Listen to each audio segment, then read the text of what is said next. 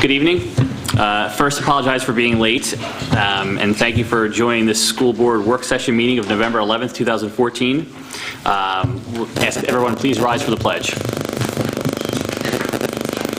I pledge allegiance to the flag of the United States of America and to the republic for which it stands, one nation, under God, indivisible, with liberty and justice for all. Now, if I could ask everyone to remain standing for just a moment, we'll have a moment of silence in honor of Veterans Day and our United States veterans.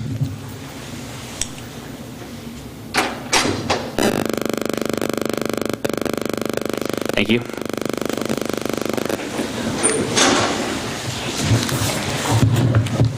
Announcements. The public is hereby advised of the audio and video recording of this meeting for the purposes of rebroadcasting. Executive session report. There was an executive session held on October 28, 2014, following the board meeting for matters of personnel, real estate, and a matter before the Commonwealth Court between John Andrews and Methacton School District with DCED. There was also an executive session held immediately prior to this meeting for matters of personnel.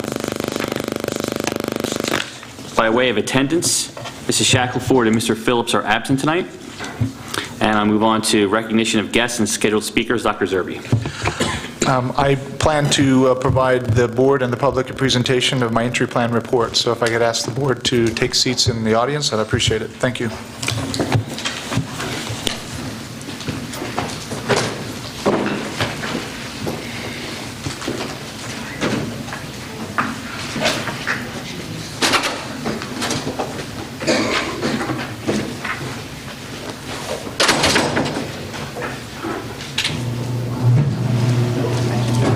It does.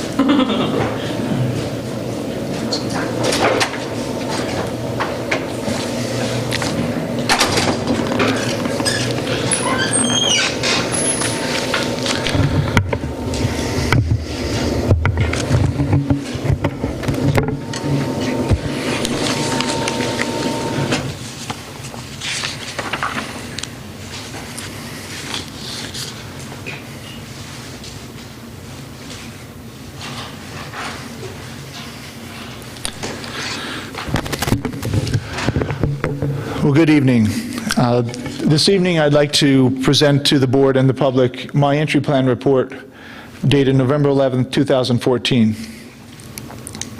This evening, I'm going to talk about three major areas, some observations that I made during the 2013-2014 school year and up until the end of October of 2014. I'm going to talk about some survey results they're being provided here this evening as a result of the survey that was done in the community by parents, by students, and by our staff. And lastly, talking about a preferred future.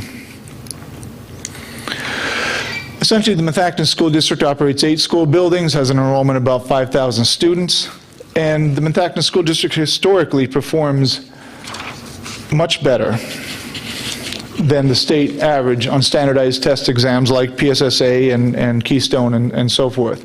The Methacton School District is funded by local property taxes, state and federal grants and funds, and has about a $100 million budget in the 2014-15 school year. And the tax base is primarily residential. Our community, the Methacton community, is strong and is highly supportive of its public schools. And this is evidenced through events in the community like Post-Prom, our 501c3 Education Foundation, and the student-organized Mini-thon, among many, many other events. And it's also seen on a daily basis through parent involvement in our schools.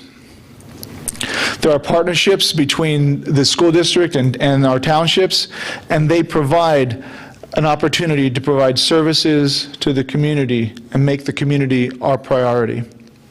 There exists a strong cultural and spiritual presence in the community, and Methacton community members have a mobility and access to a well-rounded, diverse quality of life. This is a great place to live. This is a great place to raise a family and to become a contributing member of this community. When we talk about our facilities and our staff, the Methacton School District's facilities are in good to excellent condition. The district is embarking on a $5.7 million athletic field improvement project, as well as considering energy savings reinvestments or performance contracting opportunities to offset their future capital improvements. The district employs about 670 staff while subcontracting food services and transportation services to private vendors. Our staff hold positions of leadership in the community, in the education world, as well as on national boards, have national board certifications, and often lecture before colleagues at national conferences. Our employees care about our students, and we have a highly qualified staff. Our board and our students, our board of school directors has historically been strong and supportive and is representative of the community at large.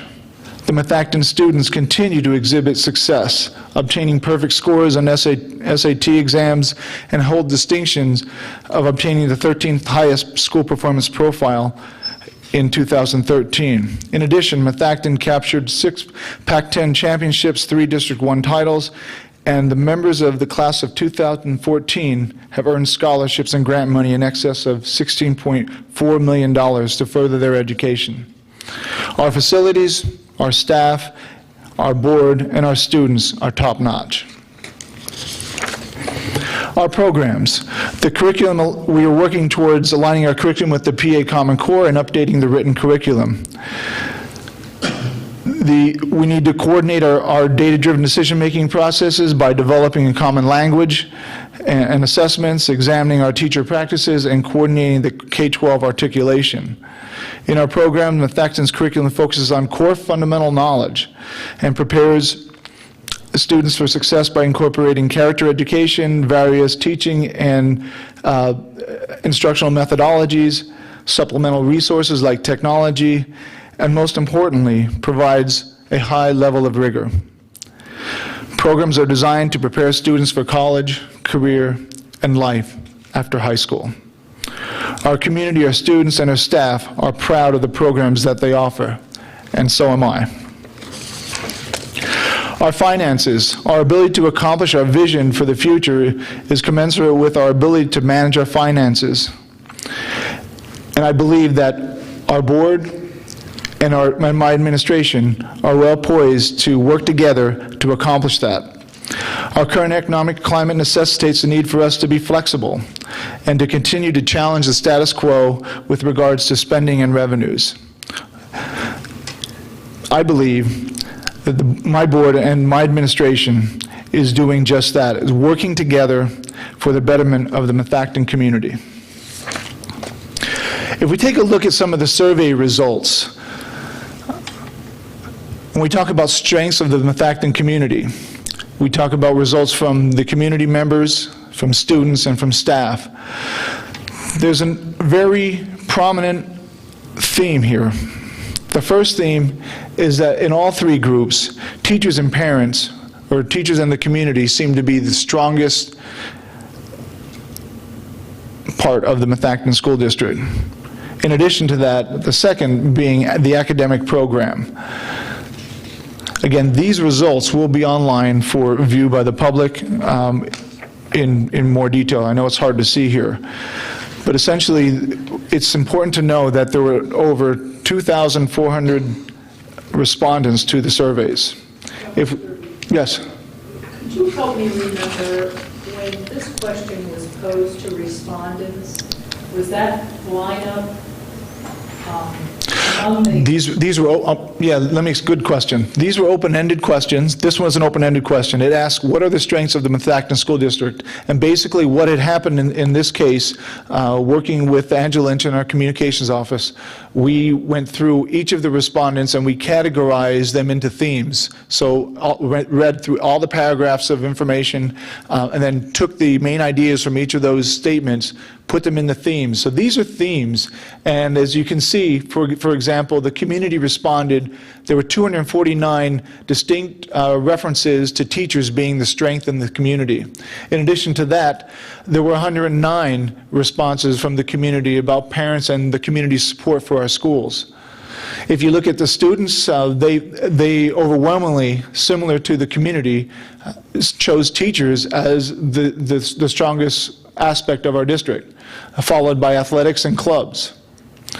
When we talk to staff, they also believe that teachers are the strongest aspect of our community, or of our district, as well as they recognize our students and our families as part of this process as well. So these were open-ended questions. There were approximately 2,400 respondents overall to the surveys. If you look at another question, we asked in another open-ended question, what improvements are needed in the Methacton School District? And as you can see, there are three general themes that pop out here. The first theme is that athletic fields are in need of improvement. The second major theme is that we need to improve our communications. And the third improvement is we need to improve our technology. So with those three areas, as well as the area, if you take a look at under students, if you look at their number one need for improvement, the school cafeteria food, that particular response ranged from anything where there's not enough healthy choices to there's too many healthy choices, there's too much waiting in line, to we don't like the taste of the food or we love the taste of the food. Those types of responses were all comprised under the 215 responses for school cafe food. Any questions related to the need for improvements in the Methacton School District? Again, these, along with all the other themes, will be provided on the district website. If we move on to the next question, we want to talk about the overall satisfaction level. We asked all of our respondents to tell us, how do they feel? Do they feel extremely satisfied, very satisfied, somewhat satisfied, slightly satisfied, or not satisfied at all? And so when we take a look at this, on average, there were about 5% of the respondents are less than somewhat satisfied. What this tells me is that we have a community that is very satisfied with the school district, but it also tells me as a leader of this school district that we need to find out what's happening in the community with the slightly satisfied and the not at all satisfied in each of the three areas, so that we can at least move, if not all of them, at least some of them, to the somewhat satisfied and very satisfied, or better yet, extremely satisfied position. So what we need to do here is simply start finding out in more detail what it means to be slightly satisfied or not satisfied at all. And I think we can do that through communications and more granular surveys to each of those groups. If we take a look at some indicators that describe successful schools, in this case, this was not open-ended. This was a list of indicators that were provided. There was approximately 25 indicators that were available. Of the 25, these were the top 5 respondents in each of the 3 groups, the community group, student group, and staff group. So in this area, we saw that there were 2 main themes. One, the community, the students, and the staff all agree that students are taught by highly qualified teachers, being one of the most important indicators that describe a successful school. The second recurring theme is students become lifelong learners. This opinion was held both by the community and by the staff. If we look at some additional responses, this is recommended priorities of the district. Again, there were several priorities, approximately 30 priorities that were provided as a choice option for each of the responding groups. And as a result of these, I've ascertained that a focus on STEM, or science, technology, engineering, and mathematics, and technology be the primary 2 top focuses of the district, or priorities of the district. We certainly saw other things like, for example, career readiness, academic electives being a priority, Student activities is obviously, on top for our student population, but our students also had an interest in technology in the classroom. Same with the other two responding groups.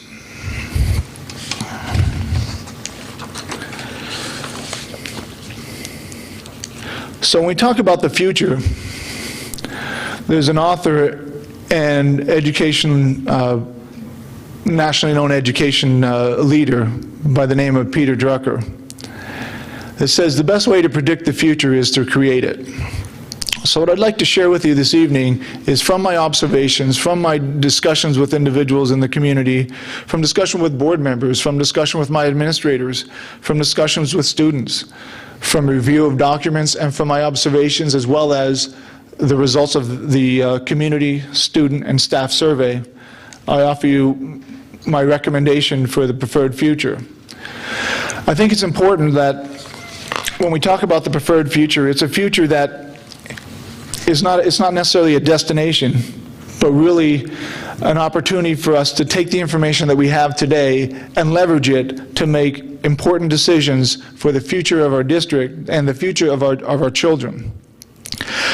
So with that said, I'm recommending that we establish an organizational culture that leverages technology in innovative, unique, and effective ways to contribute to the academic growth, career readiness, and lifelong learning of all of our individuals, students, parents, and our staff.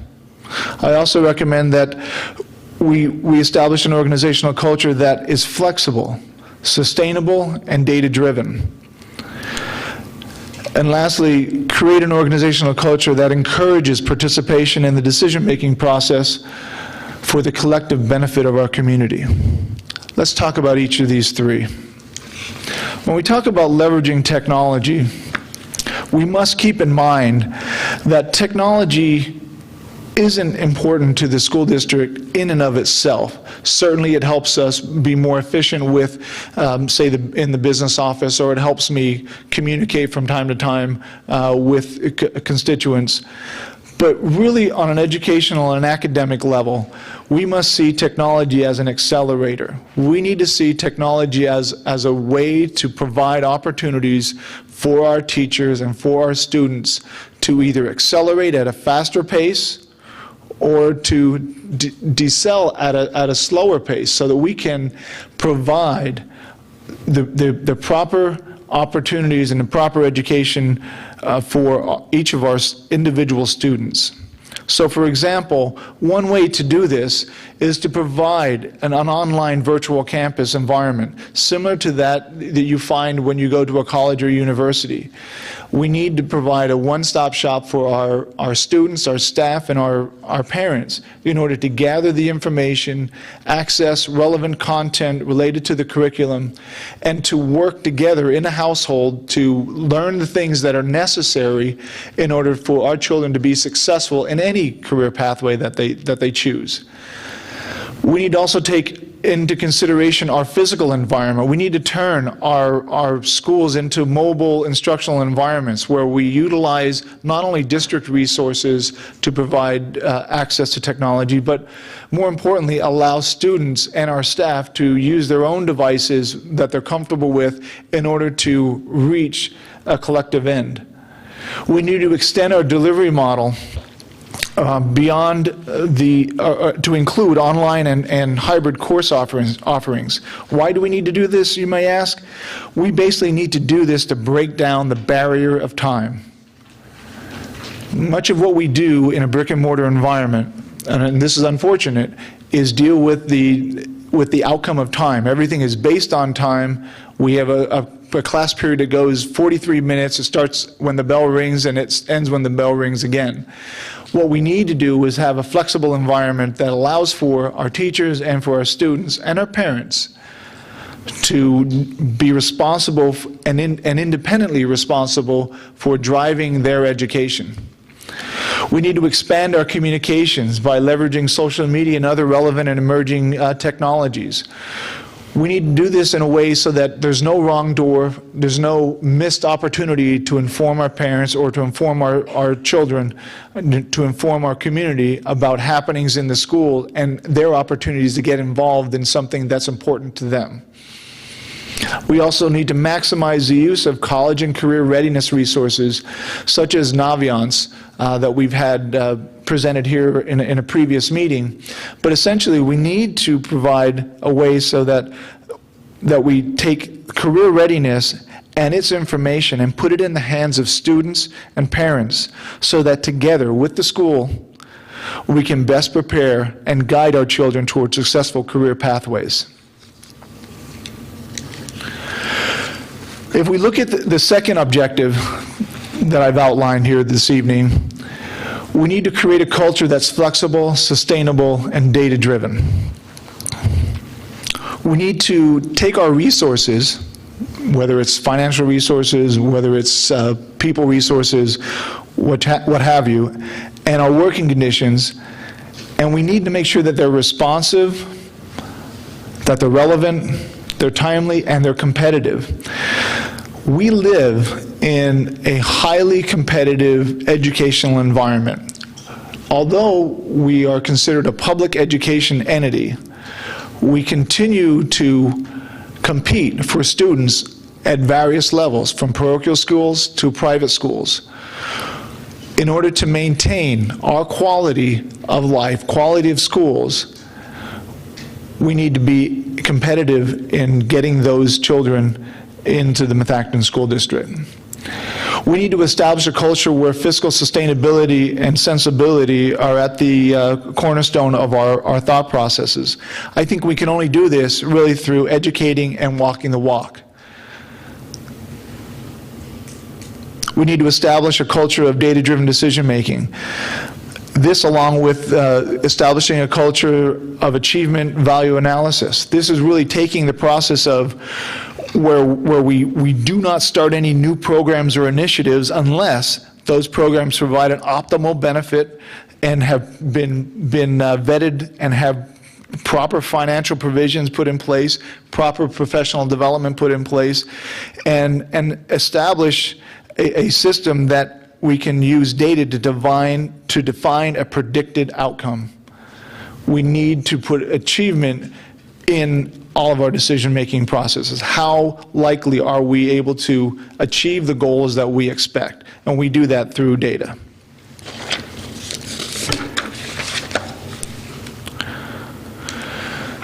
The last major objective that I'm bringing before you here this evening is to create a culture that increases participation in the decision-making process. I believe that we need to ensure that student achievement, our facilities, our infrastructure, and our extracurricular activities are representative of the community's expectations and are commensurate with our quality of life. In order to do that, we need to regularly gather feedback. So I recommend that we move forward with gathering regular feedback from constituents on these areas and others on an annual basis. I also highly recommend that the board allow me to establish these 3 committees in the very near future. And those committees are the 3 listed: STEM, to look at science, technology, engineering, and mathematics academy development. We need to bring some folks from the outside, we need some folks from the inside, and we need to seriously have a conversation about where we are and where we want to go with relationship to not just a focus on those 4 areas, but it's really about how we instruct in those areas. So we move from a teacher-centered model to a student-centered model and look at inquiry-based learning, where we believe that our failures are just as important as our successes. And through the scientific method, being able to allow students to fail to succeed versus always seeing success. In addition to that, we need to reach out to our community groups and we need to to talk to folks about our campuses, our buildings, our facilities, and how can we best make them available during off hours when the school's not using them. And so an advisory committee needs to be established to consider those areas of improvement. And last but not least, we need to establish an early intervention services for a literacy improvement advisory committee. This is most certainly needed in order to ensure that we have a fundamental basis for literacy education in the Methacton School District, and it's been vetted and it's been provided in a manner that's consistent with what our long-term educational goals are, and that is for high student achievement. So this evening, I've kind of summarized in a 10,000-foot view of what I've observed, what I've read, and I'm giving you the summary of where I think we've been and where we need to go. I'm ready and prepared to lead the district with those three main objectives. I look forward to working with the board and my administration in the very near future to establish clear and specific timelines in order to accomplish those particular objectives. Are there any questions, or would the board like to go back to their seats and open the floor for some questions related to this? Back to the seats? Okay. All right. Thank you.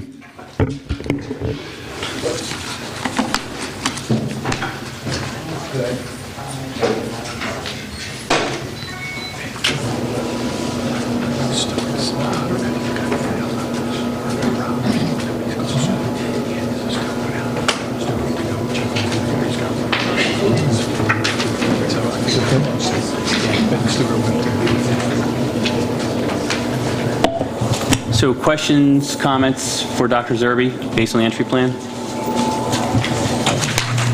Kim Gay.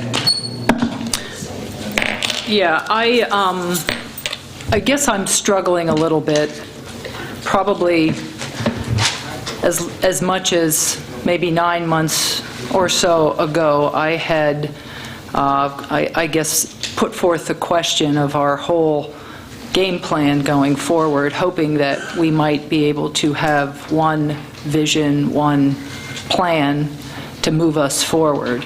And so we've got, I guess we've approved at the board level a strategic plan and action steps, goals.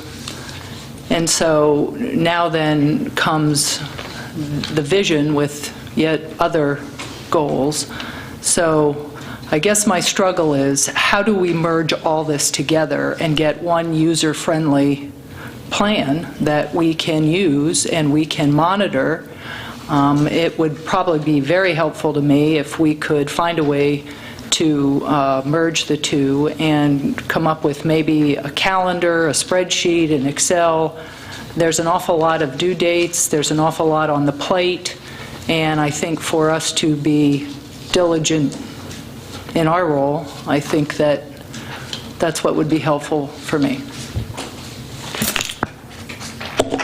So I think, to your point, we approved goals, board kind of worked on, approved, we're working towards fulfilling those. I think, we look at the entry plan that Dr. Zerbe did based on his observations and survey, and I think you're right. I think we find a way to, I think the board has to kind of think, let this digest a little bit and figure out if there's any concerns or questions that we have, but assuming that there's not, then we figure out a way to kind of bring it all together and get the community involved and really nail down what our long-term vision is for the district.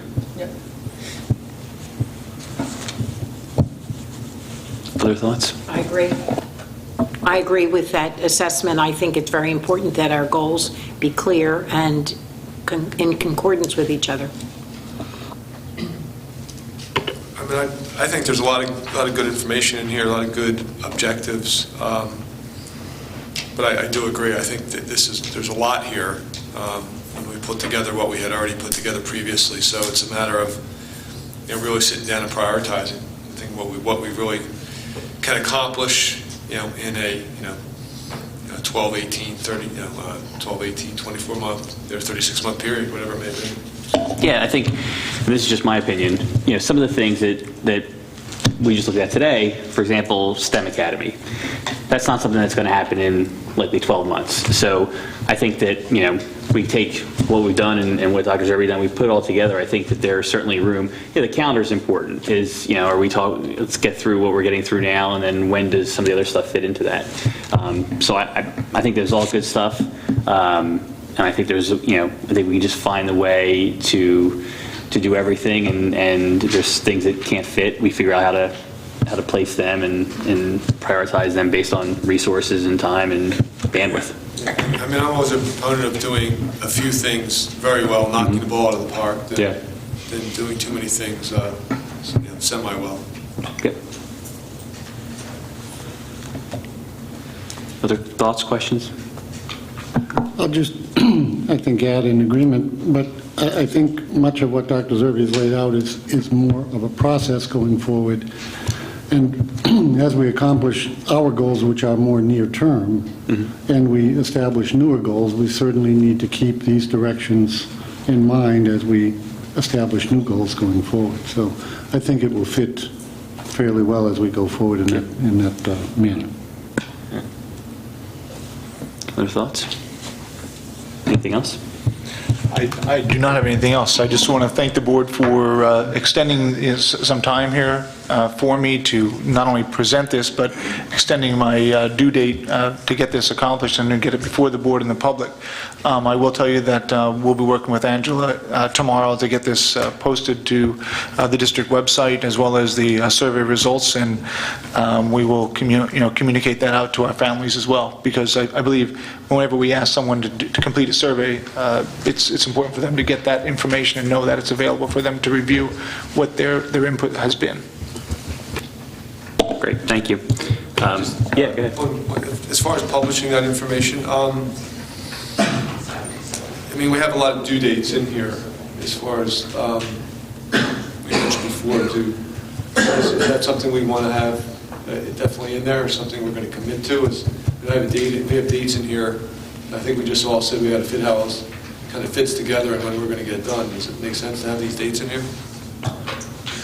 Were you planning on having due dates on there? I can certainly remove the due dates. I think that the concepts are the most important piece. I mean, no matter how fast or how slow we need to move on any of these things, again, these are based on my observations, my background, my experiences in the Methacton School District, and based on the data that we've received here. Some of it is from conversations with board members as well.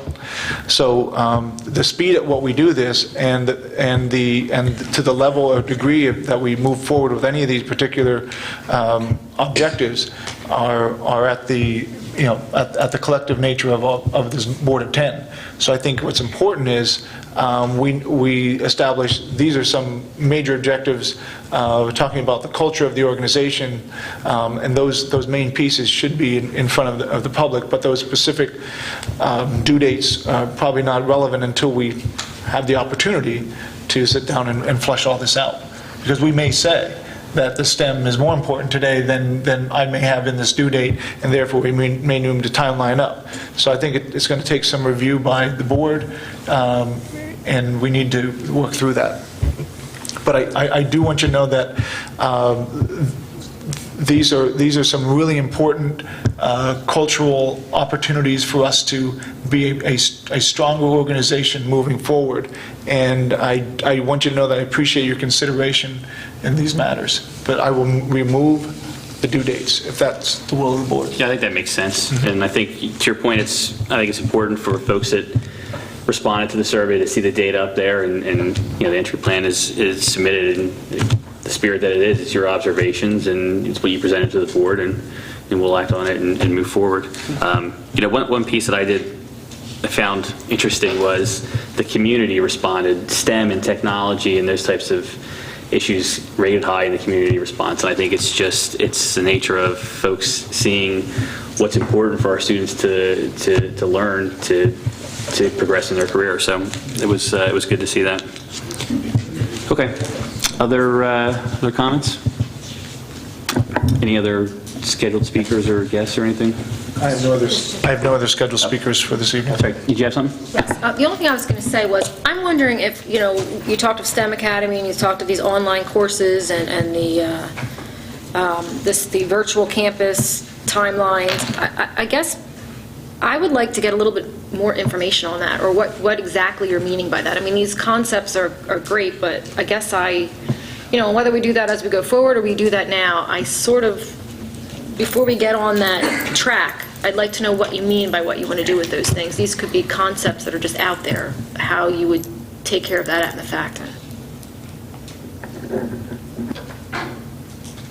And you can do that later. Yeah, I think we need to know what you mean exactly by, what do we mean by STEM Academy? And STEM Academy, it's a very big word that's out there, but what would we do with it here? We have very high-performing science. We have we have very good technology. So what exactly would we do with that? This virtual campus where we're saying about the timeline because of the limit to the classes, we've also talked about changing to a block system. So is that instead of, is that in addition to, where are we going with this? We've thrown out a lot of ideas, and now this is a whole nother new one. So I kind of think we need to figure out what exactly our plan is before we throw all these concepts out there. Well, I think a good start is, for us to go and figure out what questions we have to kind of get further detail, right? Because, to David's point, it was a 10,000 or 30,000 view of the work that he's done, and I think there's naturally going to be questions from all of us on certain pieces. We can get those over to him, and this is an evolving process. Perfect, thanks. Make sense? Yes. Okay. Anything else? Okay, moving on to the reports. Are we taking any board action items tonight? No board action items tonight. So what else do we have for tonight's agenda? We want to go over... Fiscal items? Yes. Mr. Whiteleather, list of bills, treasurer's report. Yeah, are there any questions for Mr. Whiteleather? I'll take them if I think you all should be aware that the list of bills weren't available because of the timing of this meeting. The list of bills weren't available for your review on Friday prior to this meeting, but they will be available for you on Friday before the next meeting. So then we'll have to go through all the list of bills at the next meeting. Did you have a... They are online at this point. Did they are get posted? online. Okay. Yeah. Okay. Yeah, except there's like page 6, I think, is all zeros.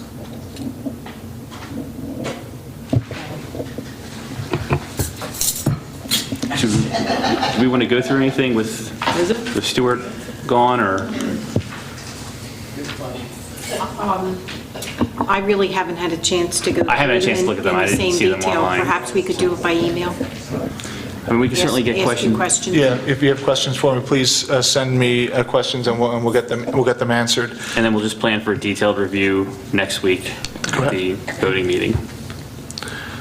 So moving on to personnel items. Is there any treasurer's report that you have prepared to speak to, or? I don't. Okay. I did have a question on the treasurer's report. It was voided checks. There was an amount included in there, and I just didn't understand that. That was on the general fund. So voided check, $43,000. Yeah. 43,000. Okay. We'll get your answer on that. Anyone else have questions on treasurer's report now, or? Okay, so take a look and get things over, and we'll go through that one at the 18th meeting. Personnel items? Going to do them, Bob? Yes, just have a few this month coming up. There may be some additions, like I always put a caveat in there with personnel items, but resignation, we have one resignation for your approval coming up next month. We're also approving the employment of Emily Nichols as accounting specialist. Salary is listed.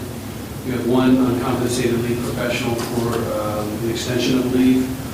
We have a supplemental contract for girls basketball coach, 7th grade girls basketball coach.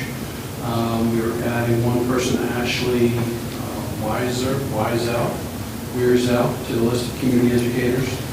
And we have one transfer of a custodian from Skyview to Worcester. Any questions on anything? Questions for Bob? Good. Just the one, the 10.4, the employment of an accounting specialist. This is the one that has been advertised recently, is that right? Correct. And it's a replacement position, it's not a new position. It's not a new position. We've had accounting specialists, but that position was a trade-off from the position that was already in the business offices of secretary. I lost track of our trade-offs on those positions. It's not an additional position. It is not an additional That I can position. It's say for certain. a realignment within the business office. Correct. Okay, thank you. Yep, not an additional position. Other questions? Okay. Moving on to curriculum and programs. Mary? All right. There are 2 course proposals for the 15-16 school year. One is robotics and electronics, which would be for grades 9 through 12. The course would be 1 semester long and meet 6 mods per cycle for a half credit. Currently, there is a robotics club that meets informally a couple days a week. About 40 students or so meet in that club. 25 are really committed to both days, and they come together and kind of examine different things that they could do, different ways of doing coding and creating and so forth. And the teacher is really looking for a way to be able to offer the students credit, put it in a little more of a structured format for them, and have some real tools at their disposal so that they can come in and engage in the process of the robotics and electronics. And so it would allow students to explore their interests, develop their skills in the growing fields of robotics and electronics. It would be a challenging course taught in a student-centric way to accommodate a diverse student body, and it would be relevant to a wide range of careers from engineering to medicine to entertainment to the military, and really looking forward to a dynamic global society. So those were some of the main motivating factors behind offering that course next year. The cost for it is about $2,000 to get the materials that would be needed, and the expectation is that there would then be perhaps a $500 annual keep-up charge to fix certain things or perhaps provide replacements. The other course is a freshman seminar for grade 9. The length of the course would be 1 semester and would meet 1 to 3 mods per cycle with a credit value, excuse me, of 0.25 of a quarter credit. This, if you recall, last spring, there was a proposal for a reading, sort of a remediation reading course to try to help some of our students who maybe were having difficulty with the keystones and who were coming out of 8th grade that less than proficient with the PSSA. And we were not actually able to run that course this year, but as we thought more about it, and at that meeting, the question was raised, why don't we have something that, might be of assistance to all of our students, whether with literacy skills or organizational skills, etc. And so one of our teachers developed a freshman seminar course, and this course would be structured in such a way that it would expose all of the 9th grade students to those different topics of, strengthening literacy skills, strengthening organizational skills, note-taking skills, study skills, etc., as the teacher would push into a social studies or science classroom every week, once in a 6-day cycle, and take the period to teach those particular skills. In addition to that, there would be students who, coming out of 8th grade, looking at their PSSA scores as well as their PVOS scores, who would be identified as perhaps needing a little more intensive time with the teacher, and they would be pulled 1 to 3 times a cycle for an additional seminar class with that teacher. That would be very focused on particular skills. And so, again, all of the 9th graders would be exposed on some level to that instruction, but then others who need a little more structure for it would be given that time. And so that is the basic premise behind that course, and that really has no charge associated with it. It's more in terms of just redeploying the teacher for different responsibilities. I have a question on the robotics course. What do we think our projected enrollment in that might be? Well, if we went off of what we're seeing in terms of the interest in the club right now, we would have about 40 students. So that what they would probably do would be to take, I would imagine, to take maybe 20 in one semester and 20 in another. If it were only 25 students, then they would just offer it one semester with the 25 students. And so it's a one-shot class, right? So it's freshman through senior. You take that course, and there's no robotics 2 or 3. I mean, it's just one seminar type course.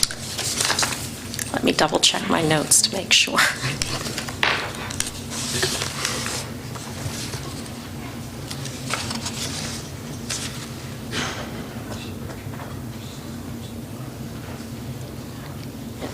No, at this time, the only thing that is being proposed is that one single course.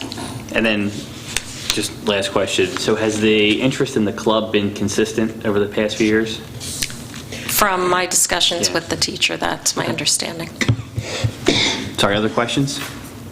Yeah. So you indicated that the cost would be $2,000 for materials and then $500, but there will be the cost of a teacher involved with this class? The teacher is one of our teachers. There are a couple of courses that have really not had the interest in the last couple of years that we would look not to offer, and to offer this instead. Okay, so will you be coming to us to discontinue a course at the same time you're asking to add courses before the year is over? Well, typically, that's not been a practice at Methacton, and that's why I think, as part of one of the board goals, we're in the process of reviewing that, because there's a perception, at least, that we add courses but never take courses away, and then that the book continues to grow. And so what we're trying to do, working with the high school administration, is to make sure that we have a concise listing of what is being offered versus, more than maybe stuff that's on the books that hasn't been offered for multiple years. So we're in the review of that. It's likely that in the future, we can bring courses in front of the board for discontinuing, but typically I don't think that's been the case here. And we need to work through that as part of one of the board goals. But what we do think, most certainly, and you might agree, that with the freshman seminar, it's certainly a valuable, it's a realignment of staff, it's a repositioning of staff to make sure that we touch all students with relationship to study skills.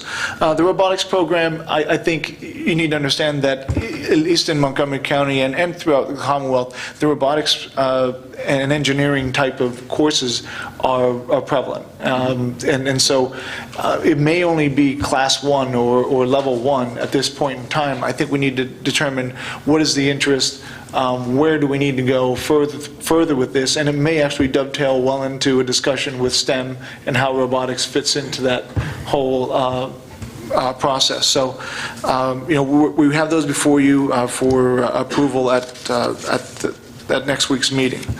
Are there any other questions on those two items?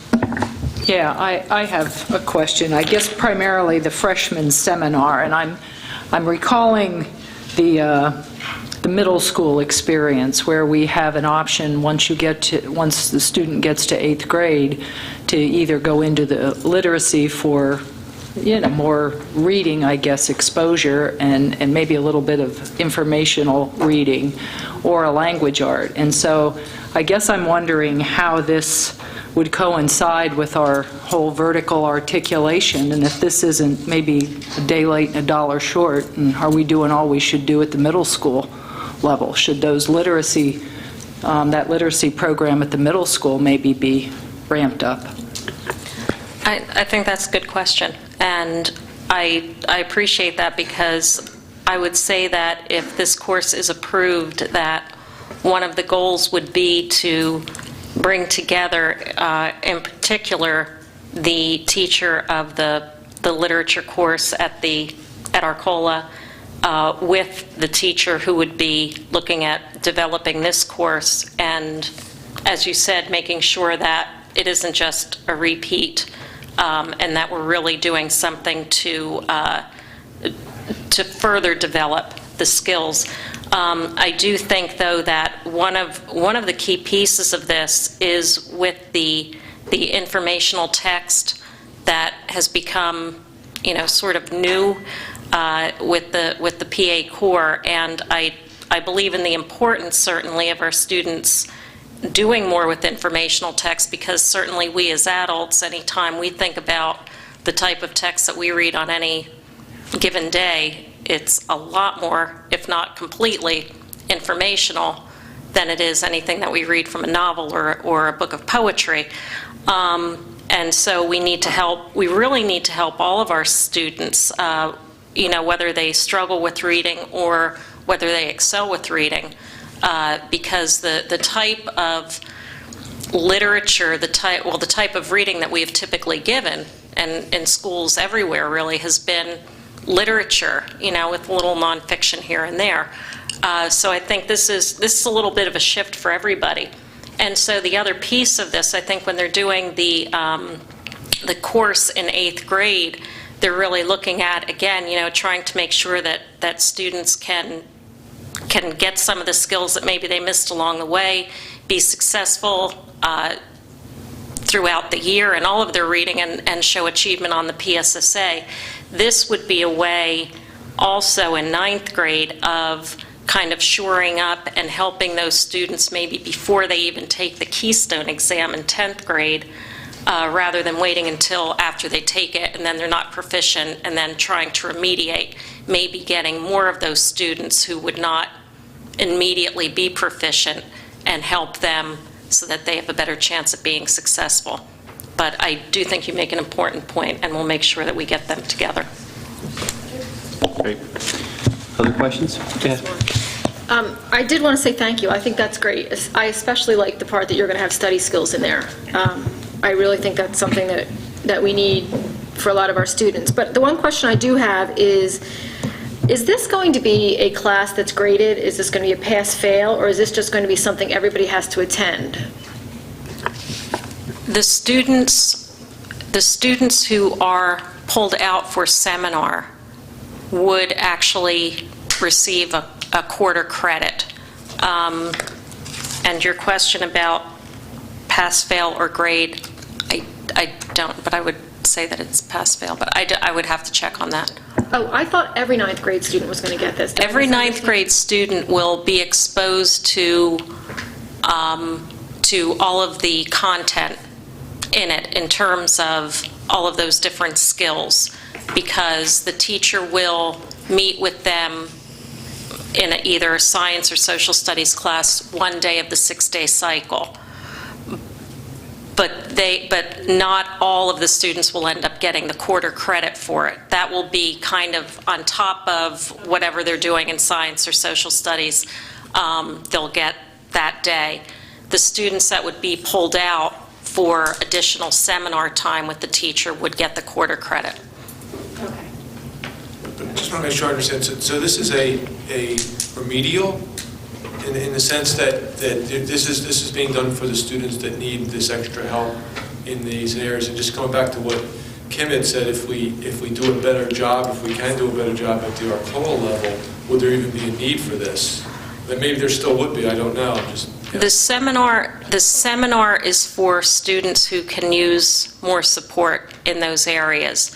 but every ninth grade student, once per cycle, would get lessons in and be directed in some types of activities to practice those different skills.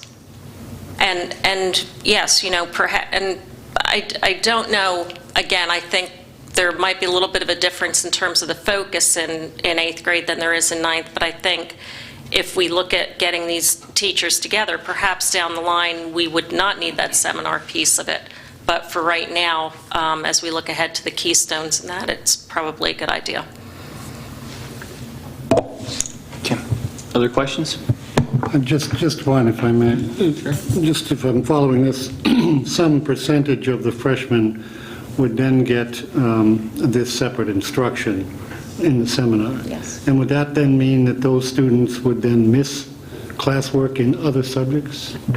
No, they would be scheduled in such a way that this would, again, the lessons during the science or social studies for all of the students would not take them out of anything. It would just be giving them some additional skills during that time.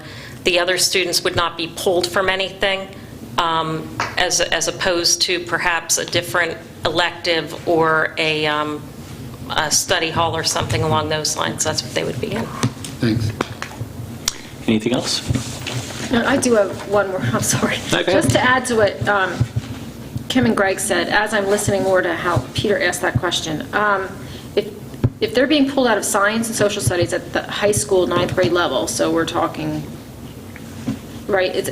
They're not being pulled out. The I'm sorry, teacher is we're gonna have going a teacher into the come in. classroom. So that takes away a day of study for those two subjects, one or the other subject? Not necessarily, because the teacher could be using the actual, notice again, there are no costs associated with this in Right, terms of materials. So it would really be whatever materials they're using in those classes.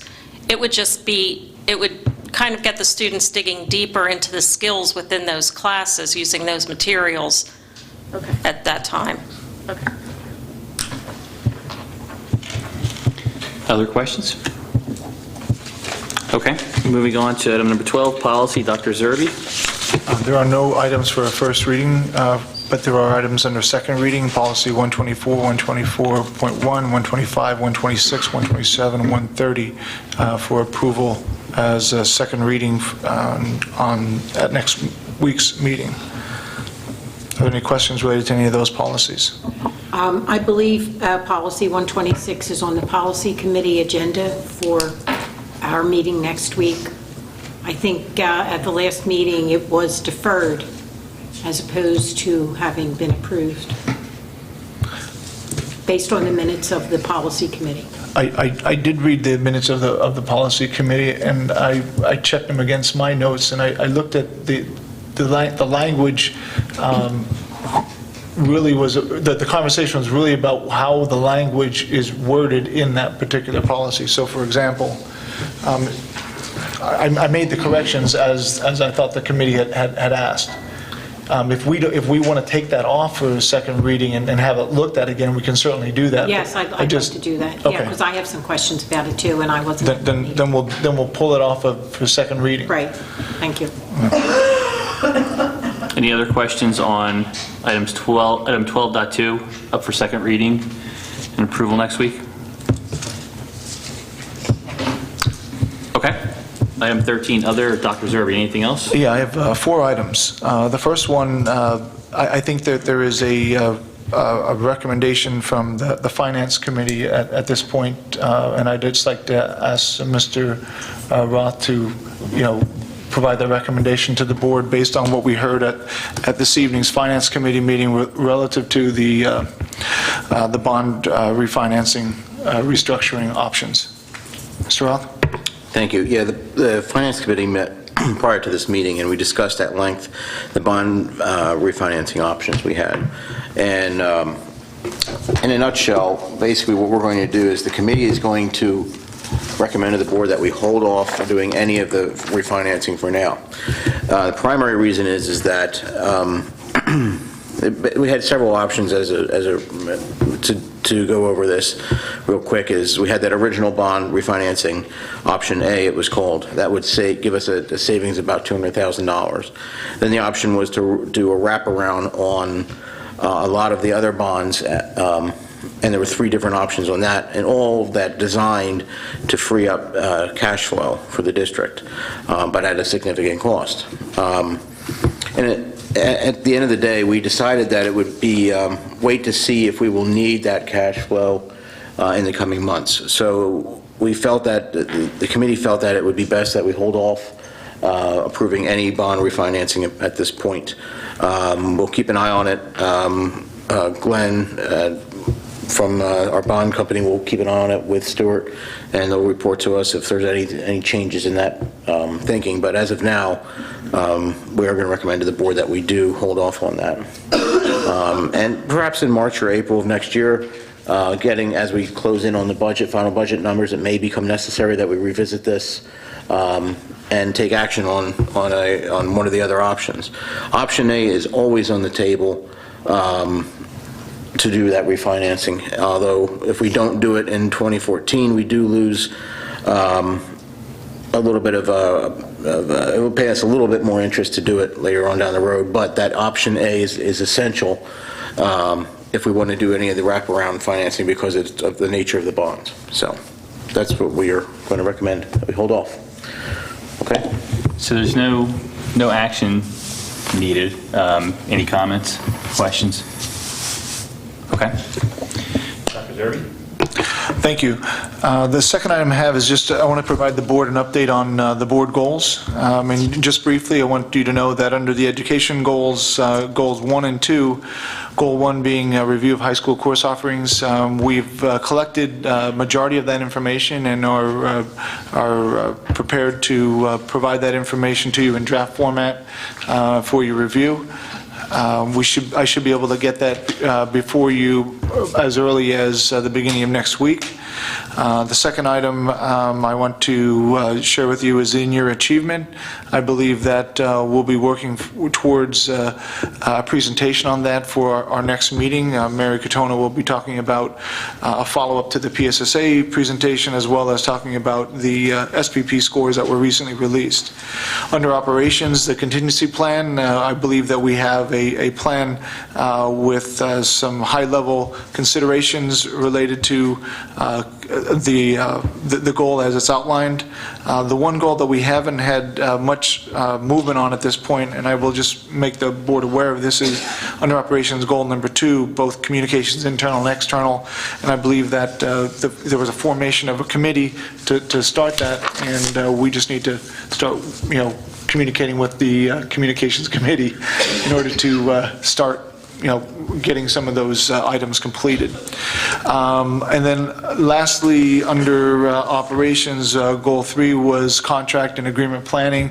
Mr. Harney has been working with me to gather that material for your review. We should have that as well in the next week or so.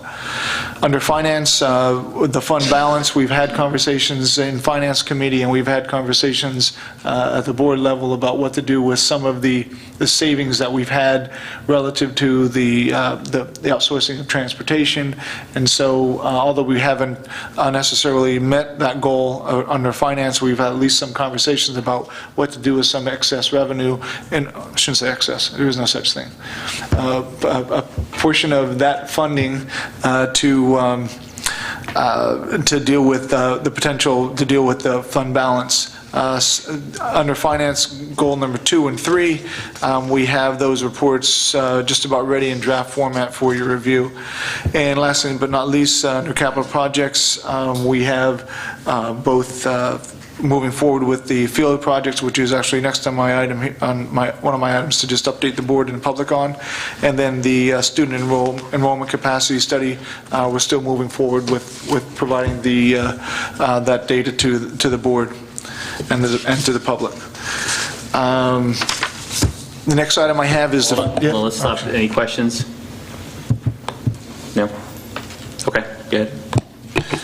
The next item that I have is the field project update. I just want to make people aware that on last Wednesday, we had the campaign kickoff event where we were fortunate enough to have the members of the board present a check, a donation, a pledge in the amount of $10,000 towards the capital campaign for the field renovation at Methacton High School. So I just want you to know publicly that I appreciate your generosity, and I know that our students and our community will appreciate the same. We appreciate the generosity of you and the administration stepping up and matching or exceeding it. We will, I will take that challenge, and I will work with my administration to see what we can muster here, but rightfully so. The second item under the field project update, I just wanted to let you know that we are sending notices out to bidders that we are extending the bid due date from November 13th to December 3rd as a result of some information that we discovered in the bidding process. So in order to make sure that we maintain conformity with the bidding regulations, we are moving forward with that change. So we will look for a December 3rd bid opening date, and we will then work towards looking at a December 17th conditional use hearing final announcement. And it is then possible, based on my conversations with Board President Nascimento, but that if all the stars are aligned, that a potential December 18th special board meeting might be reasonable to consider some proposals. But that is still pretty far out, and it's probably not possible for me to make that full recommendation until we see the bids. But I just want to, if you could just put on your calendars December 18th as a possible date, and we'll work towards that in the future. All that means is that there's no hurry to make that decision. And in fact, we did, as all along, talk to the vendors about a decision by the board might not happen until late December or early January. So there's no change in their expectations on awarding. It's just that our timeline on opening the bids and reviewing them have changed. The last item I have for the board's consideration... Hold on. Any questions on Field's timeline? Anything? Bueller? Okay. The last item I have for the board's consideration is that on an administrative level, we've had a lot of conversations about how we might meet our educational and financial obligations as part of the budgeting process moving forward here for the preparing of the budget of the 15-16 school year. We believe that part of that would be helpful if we were able to offer an early retirement incentive to our professional staff. And therefore, what I'd like to read is a recommendation from me to the board. And I'd like you to authorize the administration to prepare and offer an early retirement incentive for professional staff, not to exceed $30,000 paid over 2 calendar years for each retiree to be placed in a health reimbursement account. Any discussion or questions on that particular recommendation? And do we have floors or ceilings on number of retirees, early retirees? Yes. What we also propose is that the minimum, in order for the incentive to apply, we have a minimum of 10 retirees take advantage of the incentive, and not more than 20 retirees. Okay, and so you're asking us to move on this tonight? I am, yes. Okay. And the rationale behind that is for us, the sooner we get the information out to our professional staff, the sooner they can start considering and doing the things necessary within their retirement and their financial planning realm in order to help them best make that decision. In addition, that also helps us so that we have a deadline of February 1 of 2015, whereby then we will know where we stand and how this might impact us financially moving forward with the budgeting process. Okay, so what I'm going to do is open it up to the board for questions or discussion. And then, since the public didn't get a chance to comment on this, a little bit up to the public for public comment, and then we will move to a vote if the board so desires. Questions for Dr. Zerbe? Mr. Harney? Go ahead. Yeah, Mr. Harney, could you help us understand the, I guess, the incentive price as it relates to the healthcare, please? Sure. In discussions, and this is basically a format that we used several years ago, basing it off of a couple, looking at the people that may be retiring, may have their children out of the house, what the cost of health care would be for, say, a spouse, an employee and spouse, and we kind of based it off of that. And each of those years, $15,000 with RX built in and all those other factors is about $15,000 would cost an employee to pay for their entire health care for that year. So that covers 2 years of health care for, say, an employee and spouse, and also their RX needs. Other questions or comment? Peter? Any projections on a like-for-like trade, meaning if 10 teachers retire and we hired, what kind of ballpark savings to the operational budget would we think we'd be looking at? The net depends completely on replacing those folks and the folks that leave, obviously, but with the conservative estimate, with 10 folks, we were looking at savings of approximately $250,000.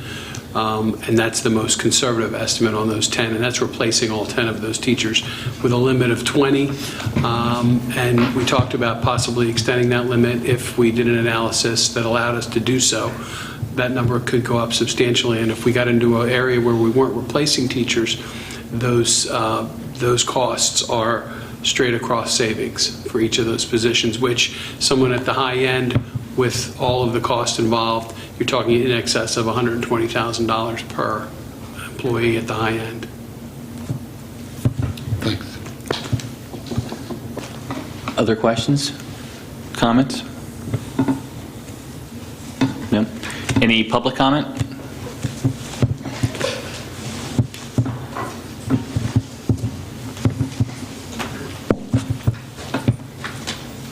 Joe Bickelman, Audubon. I think before the board makes a decision on the early retirement incentive plan, I think they need to gather a lot more information about the employee demographics and to see what it looks like as far as professionals or whoever this is targeted towards. They might have 34 years in PSERS right now, 35 years in PSERS right now, and they're going to retire anyway. So I don't see this being a good idea as far as getting into future payments for medical benefits.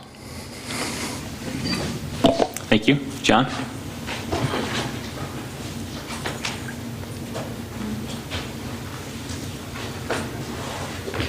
John Andrews, Lower Providence. A few years ago, I studied some of the PSERS documents as to why PSERS costs are going up.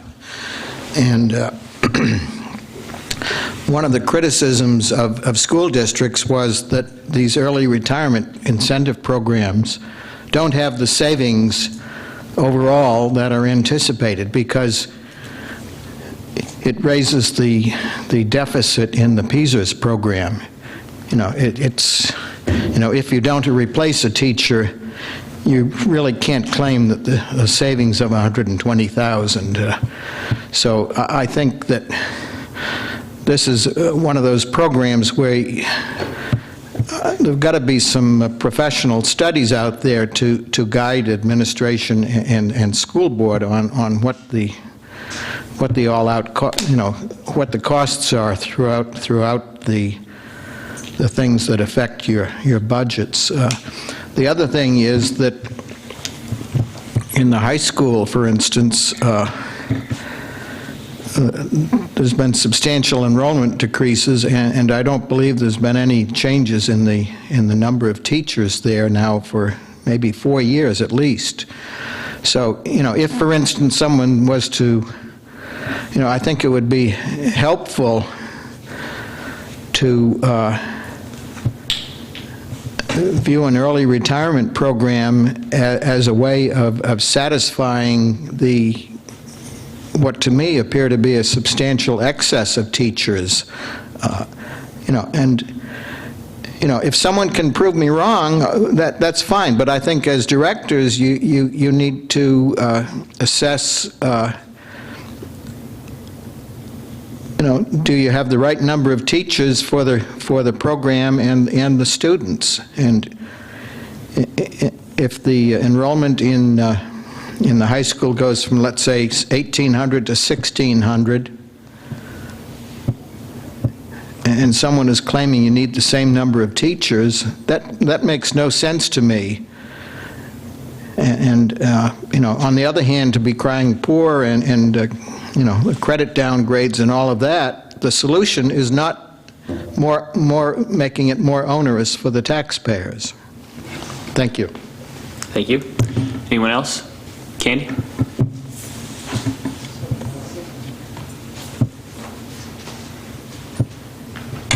Candy Alaba, Eagleville. I have a question. There was a very nice entry portfolio presentation. I appreciated you putting the information, but my question is, what is your definition of the community? Because I was looking what you had on the board. Well, Candy, this is only on the item that we're going to vote on. Oh, I thought you said courtesy of the floor. No, this is just public comment on board action items, so we're going to take an action item on the request. Possible retirements? Yes. Oh, We'll have courtesy of the floor after this. Pardon me? We'll have courtesy of the floor in a little bit. Oh, okay. I misunderstood. I thought you said courtesy of the floor. Well, I have to agree with John. What I have read over the last couple of years, that these retirement incentives haven't worked, and I've seen a number of major corporations who gave their employees the incentive to retire, then they turned around and took their health care away from them because it got too expensive. I don't know if this is going to be the trend, if this is going to keep going, but I don't know if you get 10 or 20 teachers that want to retire, are you going to replace those 10 or 20 teachers? I mean, it's proven that our enrollment has dropped, so the upside could be we don't replace these teachers, you consolidate, you reconfigure, you redistrict, and you're saving money instead of bringing one at maybe 100,000 and you bring in maybe three at 30,000. So I think it's worth looking into and discussing and laying all your cards on the table. Thank you. Thank you. Any other public comment? And if I said courtesy of the floor, that'd be my mistake. Anyone else for public comment? Okay. So there was a request from the board, from the superintendent, so let me try and phrase this. So the request is a motion to approve early retirement package of $30,000, Not to exceed $30,000 paid over 2 calendar years for each retirement. To be placed in an HRA. Placed in an HRA with a minimum of 10 participants and a maximum of 20 participants, but I think the board would reserve right to extend that if we wanted to. That's fine. Is there a motion? Motion by Greg. Is there a second? Second, Herb. Discussion?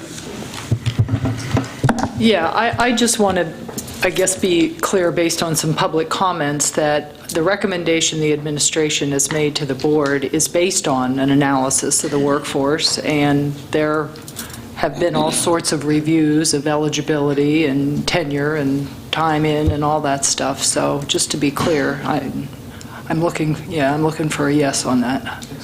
Very good, thank you. That is correct. If I may, I'd just like to add my question to Mr. Heine was really just based on the more conservative outcome. We certainly wouldn't be replacing retirees with more teachers. In the worst-case condition, it would be replacement of all. There's certainly a decent possibility there'd be less, which would improve those numbers by that amount. I just wanted to clarify that. That's correct. Thank you. Anyone else? Any discussion? Yeah. Go ahead, Herb. The last time we did this, it turned out very well for the school district. And I believe that it's a good, solid program, and I think it's a good offer that the board should really act on. Thank you. Thank you. Any other comments? Okay, seeing none, there's a motion to approve. Could I offer one quick additional comment, please? Sure.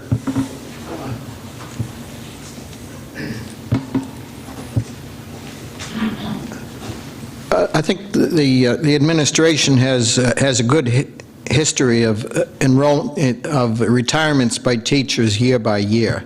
For instance, last year I believe it was 6. The last year that a prior incentive was offered, it was like 19. So, in this instance, you're talking about, a minimum of 10, a maximum of 20, and if you didn't have the program, the administration ought to be able to say, what is your expectation of how many retirees you would get? A minimum of 10, a maximum of 20. No, I'm saying that, for early retirement. no, nothing to do with this program, but in terms of age and trend, I would think that you're probably going to have 8 teachers retiring anyhow, so you're giving them a bonus for something that they were going to do without an incentive. If they're at the retirement age and then they're not eligible for the early retirement. No, I'm not saying there's a retirement age, but in terms of trends, you're going to get some number of teachers retiring no matter what. And you're going to get more if you give them a bonus, but in terms of the overall picture... You're concerned that we may give a bonus to someone that might have retired anyway. I think we all should be concerned about that. Yes, thank you. Yep. Okay. I have a question, please. Okay. Not a question, I'm not allowed to ask questions.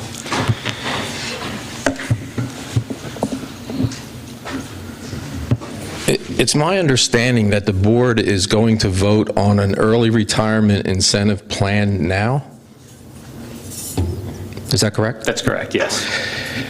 It seems to me that there's no document drafted, there's no specifics about the plan drafted, the board has nothing in front of them as far as I know. As far as the administration looking at the demographics and the years of service in PSERS, I think the board needs to have that in hand, and I think the board needs to ask those questions, whether employee A, B, C, D, E, F is going to retire. I think you need a draft, a proposal, something in front of you, because this is a big decision to make. And an analysis, a hard copy analysis of what you expect. So we have a proposal in front of us that the superintendent... It just came up during the superintendent's report. Okay, stop for a second. So we have a proposal that the superintendent said, and we've seen analysis in executive session because there are matters of personnel on folks that are potential for early retirement. So the board has done work around this. Okay, I didn't understand that.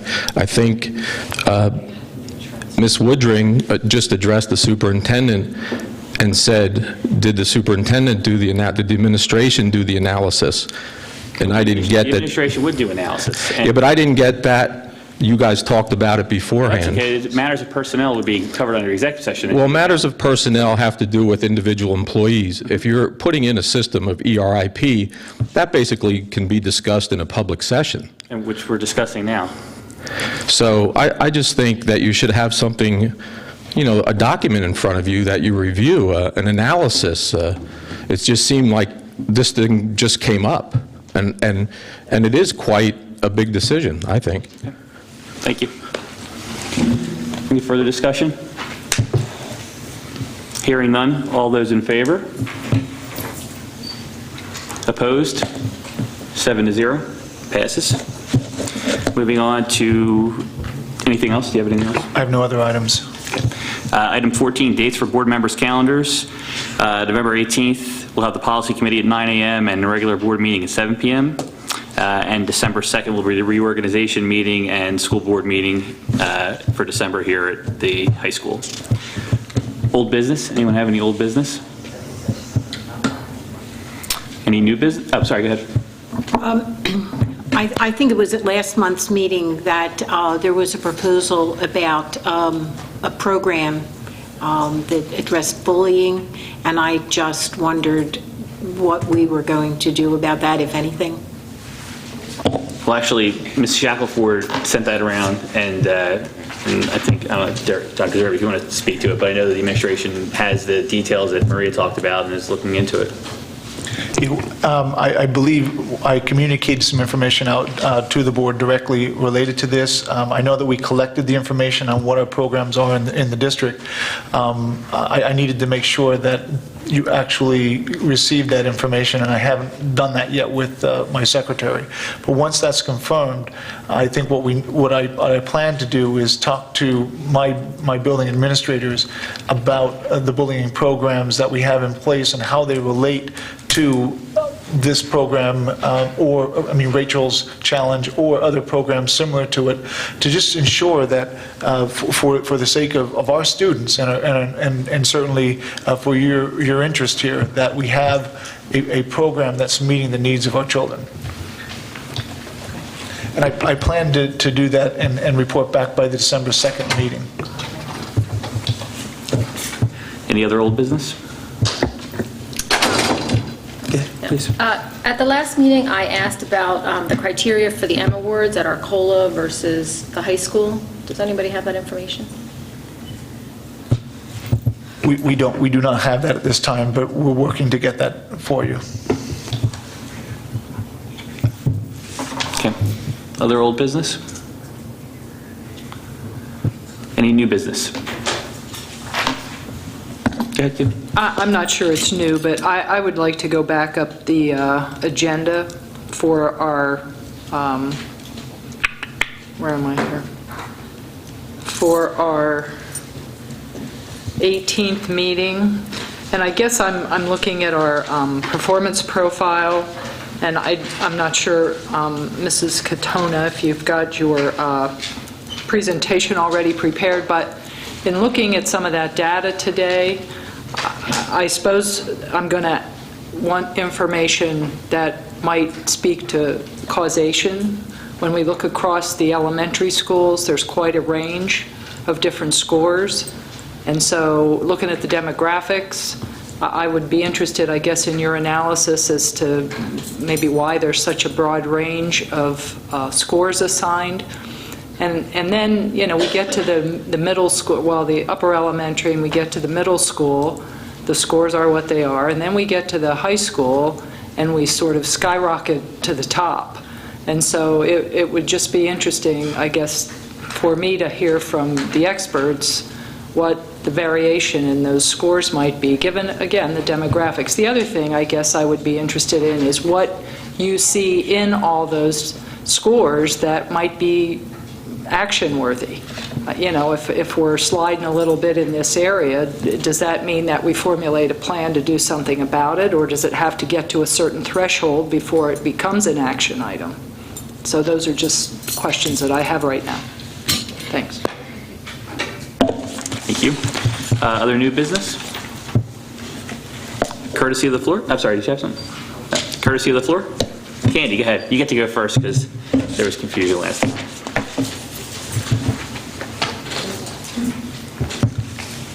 Candy Alaba, Igleville. So I was saying, I'd like to know what the definition of community is, because as I was watching that, your entry data, as a member of this community for a long time and who has put 2 children through the school district, the taxpayers who no longer have children in the district have been left completely out of the equation.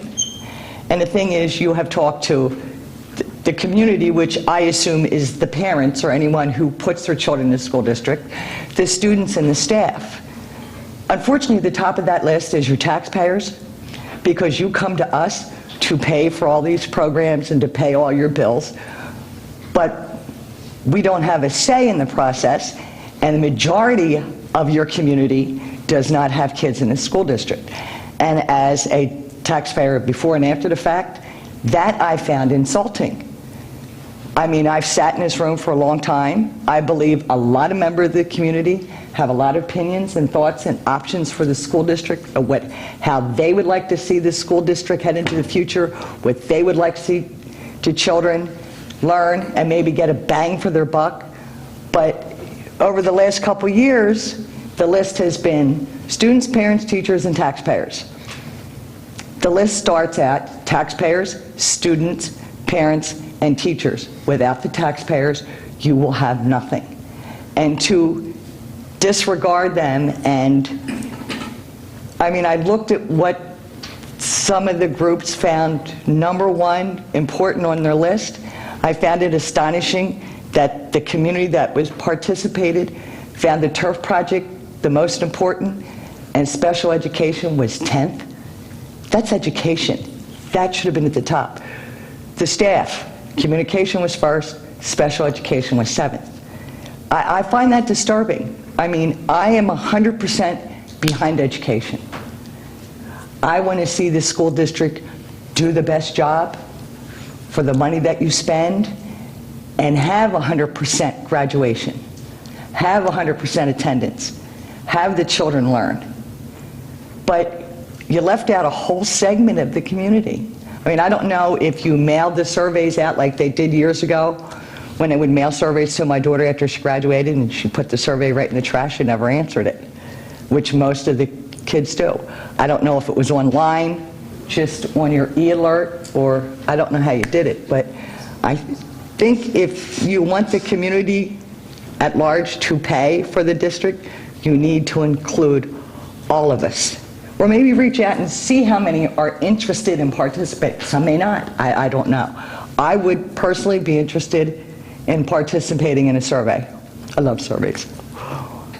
If I just may answer you, the community is defined as in several aspects. So the survey was distributed not only to parents, but also the Lower Providence Community Library helped advertise the process, and anybody that came into the library was given notice that the survey would be available.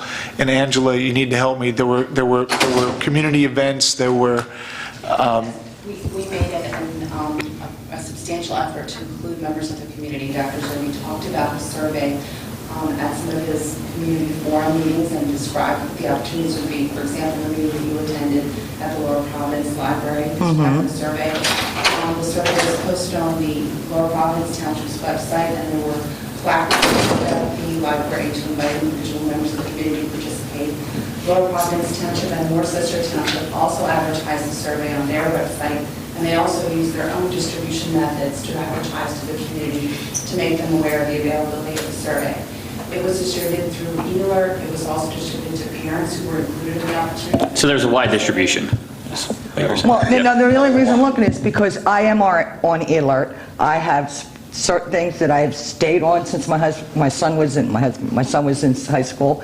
I have e-alerts for the board. I never received that. I also am tapped into the Lower Providence Township, liked it on Facebook, never received anything. I mean, Candy, this was back in February of 2014 when it was distributed. So it was several months ago. So I was going to say, it wasn't in recent times. Okay, the example that you gave, I am socially tapped into all those examples, and I didn't receive anything in my emails. And trust me, I read everything I get from the school district in my emails. I was just saying, Chris, there are a lot of people I don't use the library. But as part of this plan, it talks about gathering feedback from our constituents, and that means all the individuals and groups that you've listed here on a regular and annual basis. So there will be opportunities in the future for your participation. If you didn't receive this survey, I do apologize, but we made every reasonable effort to get that out into as many hands as possible. I mean, is there a specific link on e-alerts that I would have to check to get that kind of information? Because I have the high school, the school board, Well, What we can do is, after this, Angela can meet with you to make sure that we can do some I mean, I'm still confirmation. linked into the high school where I get their announcements every morning. Sure. That they give, which is, I'm glad I do, because I see a lot of things, projects that have come up where they want people, the public, to be involved in, like your art shows and all that, so I find, that's why I stay involved. Okay. Thank you. Thank you. Other courtesy of the floor?